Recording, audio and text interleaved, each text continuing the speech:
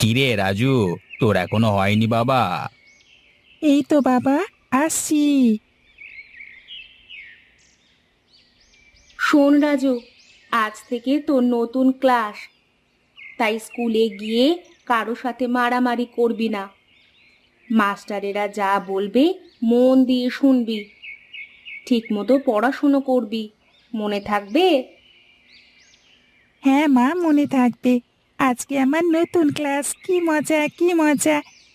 আমি কিন্তু বড় হয়ে গিয়েছি, তাই তো মা? হ্যাঁ, তুই অনেক বড় হয়ে গিয়েছিস। যা, এইবার অনেক দেরি হয়ে গিয়েছে, বাবা তো ডাকছে তোকে। হ্যাঁ, যাচ্ছি।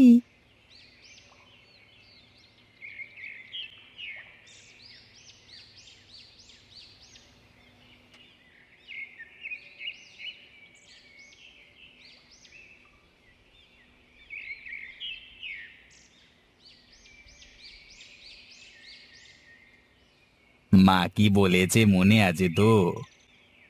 হ্যাঁ, মনে আছে। সাবধানে থাকবি আর মাস্টারদের কথা শুনে চলবি, কেমন? রাজু মাথা নাড়ায়। রাজুর বাবা রাজুর মাথায় হাত বুলিয়ে দেয় আর বলে, যা, এবার স্কুলে যা।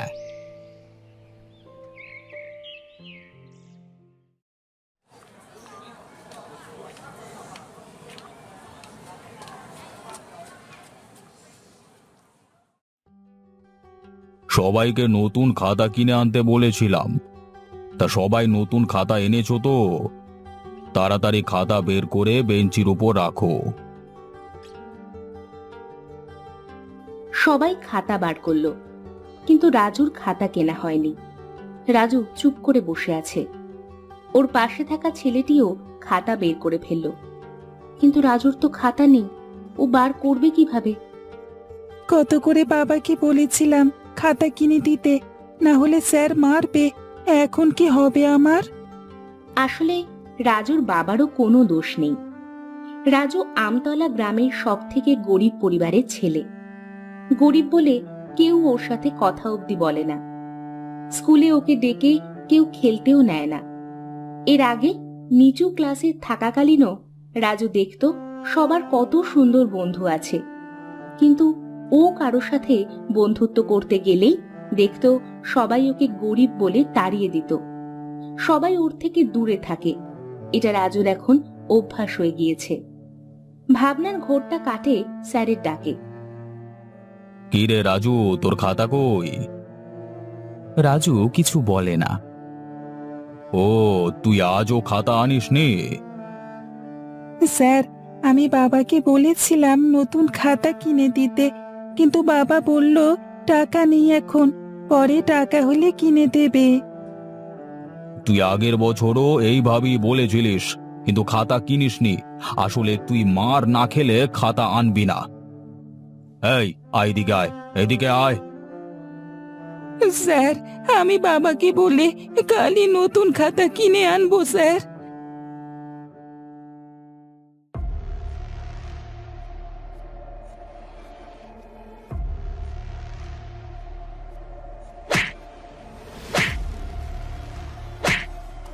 কালকে খাতা কিনে না আনলে আবার মার খাবি। যা, এবার বেঞ্চে গিয়ে বস। রাজু চুপচাপ কাঁদো কাঁদো মুখে গিয়ে বেঞ্চের ওপর বসে পড়ল। এরপর একটা একটা করে ক্লাস হয়ে দুপুরের টিফিন হলো। টিফিনের সময় সবাই বাড়ি থেকে টিফিন নিয়ে আসে, কিন্তু রাজুদের অবস্থা অত ভালো না, তাই ও টিফিন আনতে পারে না, না খেয়েই কাটিয়ে দেয়। টিফিনের সময় ক্লাসরুম ছেড়ে রাজু স্কুলের সামনের মাঠে গেল। মাঠের উপর বাচ্চারা খেলা করছে, কেউ কেউ আবার দোলনা চড়ছে। মাঠের পাশে একটা গাছতলা আছে। রাজু ওখানে গিয়ে বসলো। এমন সময় একটা ছেলে ওর পাশে এসে বসলো। দেখে মনে হলো খেলতে খেলতে হাতে একটু চোট পেয়েছে। ছেলেটাকে দেখে রাজু চিনতে পারলো। এই ছেলেটা ক্লাসে ওর পাশেই বসেছিল। তোর নাম কি রে? তুই এখানে একা বসে আছিস কেন? আমার নাম রাজু, আমার কোনো বন্ধু নেই, তাই একা একা বসে আছি। তোর নাম কি? আমার নাম বিজয়। তোর কোনো বন্ধু নেই কেন? আমি গরিব বলে কেউ কথা বলে না আমার সাথে। টিফিন করেছিস? টিফিন দেয়নি মা। আমাকে বলতে পারতিস, আমার বাড়ি থেকে টিফিনে অনেক খাবার দেয়। একা তো খেতে পারি না, তাই এর পরদিন থেকে একসাথে খাবো। হ্যাঁ, আচ্ছা শোন না, তুই আমার বন্ধু হবি? কথাটা শুনে রাজু ভাবে এই প্রথমবার কেউ ওকে বন্ধু হওয়ার কথা বলল। ওর মুখে নতুন বন্ধু পাওয়ার একটা হাসি খেলে গেল। হ্যাঁ। ঠিক এমন সময় ক্লাসের জন্য ঘন্টা বেজে উঠল। টিফিন শেষ। ওরা দুজনেই ব্যস্তভাবে ক্লাসে গিয়ে বসল। এরপর ক্লাস শেষে স্কুল ছুটি হলো। স্কুল ছুটির পর রাজু বেরিয়ে একা একা হাঁটতে লাগলো। গ্রাম্য পথ, পাশে গাছপালা, দু একজন বাচ্চা সেই পথ দিয়ে বাড়ি ফিরছে। এমন সময় বিজয় পিছন থেকে সাইকেল নিয়ে এসে বলল, কি রে রাজু, তোর সাইকেল নেই? না। আমারটাই ওঠ আর চল। রাজুর মুখটা হাসিতে ভরে যায়। রাজু সাইকেলে ওঠে। তারপর ওরা গ্রাম্য পথ দিয়ে বাড়ির দিকে যায়। প্রথমে পড়ে বিজয়ের বাড়ি। ওরা দুজনেই সেখানে যায়। একটা দোতলা অনেক বড় বাড়ি। নিচের তলায় কত বড় বারান্দা। বারান্দায় একটা চেয়ারের ওপর বসে আছে সুন্দর পোশাক পরা একটা লোক। উনি বিজয়ের বাবা। উঠোনের দুই পাশে ফুল গাছ। মালি তার যত্ন নিচ্ছে। আর রয়েছে একটা ধানের গোলা। উঠোনের ওপর গিয়ে সাইকেলটা রেখে বিজয় ওর মাকে ডাকে। তখন ওর বাবা বলে, তোর সাথে ওটা কে রে? ও রাজু, আমার বন্ধু, আমি ওর সাথে খেলতে যাব। তোর বাবার নাম কি? ও হরিহর দাস। ও, তুই হরিহরের ছেলে। হ্যাঁ বিজয়, ঘরে যা, কোথাও খেলতে যাওয়া হবে না। তোকে বলেছি না, এসব গরিবদের সাথে বন্ধুত্ব করবি না। ওর বাবা আমার জমিতেই চাষ করে। যা, ঘরে গিয়ে পড়তে বস। রাজুরা যেমন গরিব, বিজয়রা তেমন বড় লোক। ওদের বিশাল বড় বাড়ি, অনেক জমি, অনেক টাকা। ওদের সব আছে। ওরা খুবই সুখী। তবে ওরা গরিবদের সাথে কথা বলে না। বিজয়ের মা নিচে নেমে বিজয়ের ড্রেসটা খুলতে খুলতে একই কথা বলে। তারপর অন্য জামা প্যান্ট পরার সাথে সাথেই বিজয় কোনো কথা না শুনে রাজুর সাথে বাড়ি ছেড়ে গ্রাম্য পথ দিয়ে ছুটতে থাকে। ওরা দুজনেই এইবার রাজুর বাড়িতে যায়। খড় দেওয়া মাটির একচালা বাড়ি। সেখানে বিজয় আর রাজু যাওয়ার সাথে সাথেই রাজুর মা রাজুকে বলে, কে এটা রাজু? আমার বন্ধু মা, ওর নাম বিজয়। বিজয়, বেশ মিষ্টি নাম তো। সারাদিন তো খাসনি, চল তোরা দুজনেই এইবার খেয়ে নিবি চল।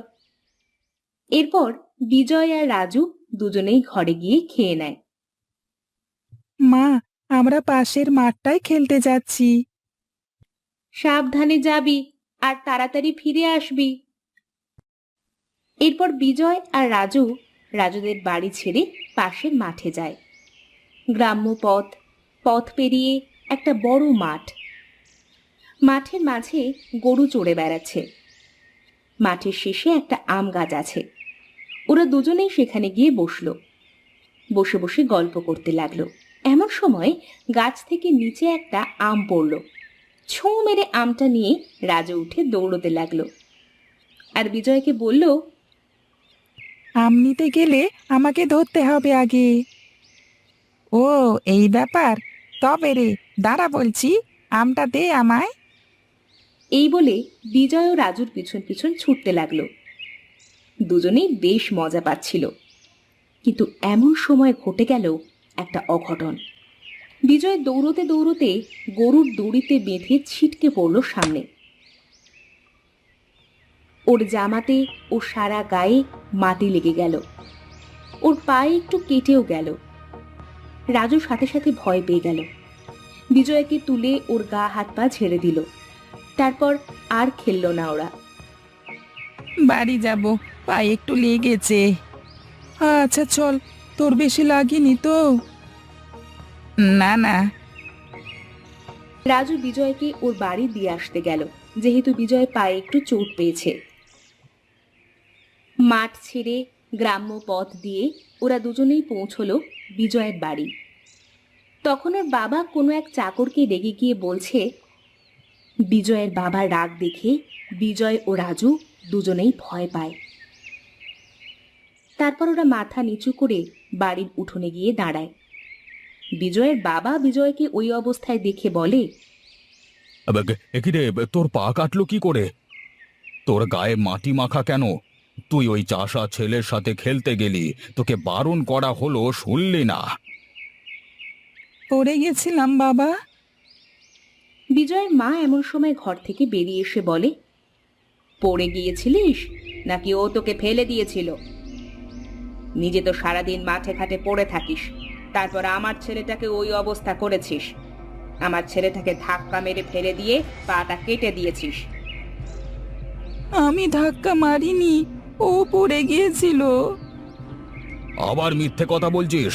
দাঁড়া, তোর বাবা না আসলে তোকে আজকে ছাড়বো না। বিকাল পেরিয়ে সন্ধ্যা হয়। রাজুর বাবা বাড়ি গিয়ে ছেলেকে দেখতে না পেয়ে বিজয়ের নাম শুনেই বোঝে রাজু এখানে আছে, তাই রাজুকে সে নিতে আসে।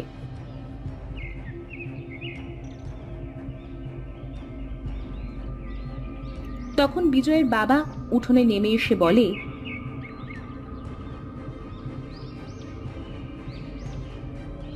কিরে হরিহর, তোর ছেলে আমার ছেলেকে ফেলে দিয়েছে, তা কি জানিস? বিজয়, এই বিজয়। ভিতর থেকে বিজয় বেরিয়ে এলে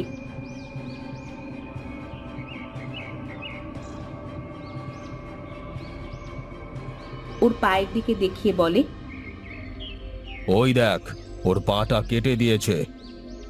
তোরা চাষাদের মতো থাক, বড় লোকদের সাথে নিজেদের ছেলেকে মিশতে দিস কেন? আগে আমি জানতাম না কর্তা। রাজুর বাবা আর কোনো কথা না শুনে রাজুকে ধরে মারতে থাকে আর বলে, তোকে কত করে বলেছি কারোর সাথে না মিশতে, বাড়িতে থাকতে, তাও তুই বাড়ির বাইরে বেরিয়েছিস। ওকে কেন ধাক্কা মেরেছিস? বল বল, কেন ধাক্কা মেরেছিস? এই যা, বাড়ি যা, এখানে আর মারতে হবে না। তোর ছেলেকে যেন আমার ছেলের সাথে মিশতে না দেখি, ঠিক আছে? আগে কর্তা। এরপর রাজুকে নিয়ে রাজুর বাবা বাড়ি চলে আসেন।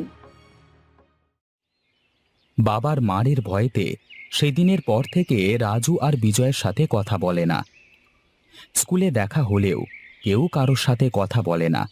বিজয় কথা বলবার চেষ্টা করলেও রাজু কথা বলে না ভয়েতে। পুকুর পাড়ে বসে রাজু মাছ ধরছে। পাশে একটা গাছ আছে। আসলে আজ ওর স্কুল ছুটি। পুকুরের জলটা পরিষ্কার। রাজু এখনো অবধি অল্প কটা মাছ পেয়ে পাশের ব্যাগে ভরে রেখেছে। এমন সময় পুকুরে স্নান করতে এসেছে বিজয় আর বিজয়ের মা।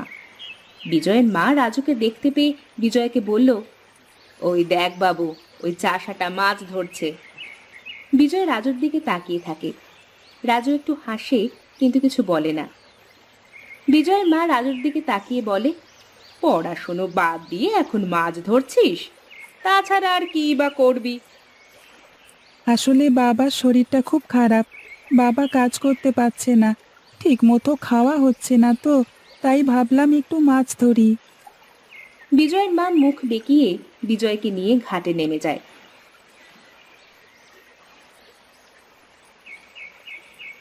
বিজয়ের মা স্নান সেরে ঘাটে উঠে যায়, কিন্তু বিজয় উঠতে গিয়ে পা পিছলে পিছন দিকে ভেসে যায়।